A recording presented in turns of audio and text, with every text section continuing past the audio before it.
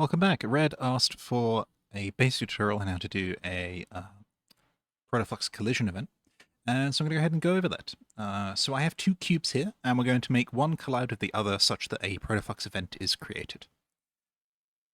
What we need to do, first of all, is open up the box that we wish to receive the collision event on, and take a look at its collider options. As noted here in the collider compatibility table, any cell that has a check mark is capable of producing a collision event if there's a combination of those colliders. So when a static collider collides with an active collider, you can get a collision event. When a static collider collides with a static collider, you cannot get a collision event. So I know for a fact, because I just duplicated these two, that both of them are static colliders right now, which means they cannot collide. So one of them needs to change, and I'm going to change it to active. So now it's active. Now what I'm going to do is hook up the ProtoFlux. So what we need to do is go to Browse Nodes, and then we go to Physics, and then Events, and then we need to choose between these top three on contact End, Stay, and Start. Start is at the start of the collision, End is at the end of the collision, and Stay continues to pulse whilst the collision is continuing to occur, as in whilst the cube is inside the other cube. I don't recommend using Stay unless you need to. So let's go ahead and start with OnContact Start. When OnContact Start is placed in the world, you'll notice that there is a collider that is set to null here.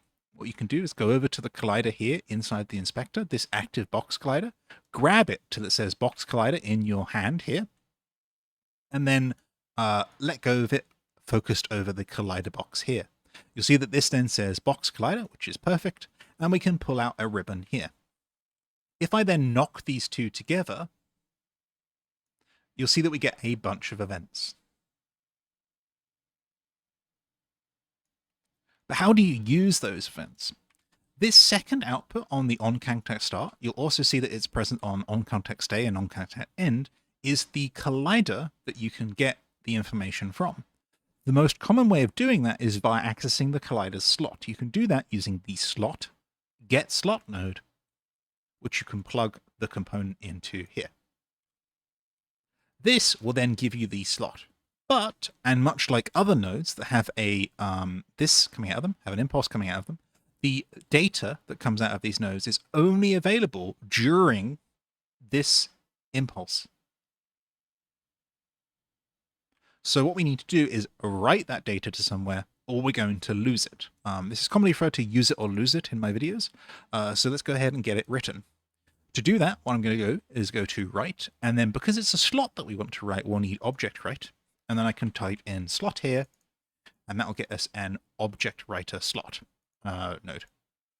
We want to create a variable to store this slot. To do that, we can grab the word variable here, open up the context menu, and say create data model store. Of note, there are a bunch of other types of store, but they're beyond the scope of this video.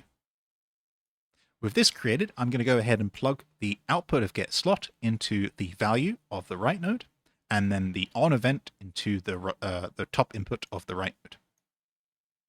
We'll also pull out on write just so that we can see that everything's still occurring. Now, if I smash these together, you'll see that we did get an event here, but it's null here. And that's because this is displaying the non-written copy of it. It's displaying the copy that comes out of here.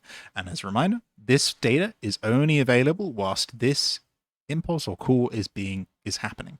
The reason this occurs is because it's an event, and we need to make way for the next data item to come out of this node.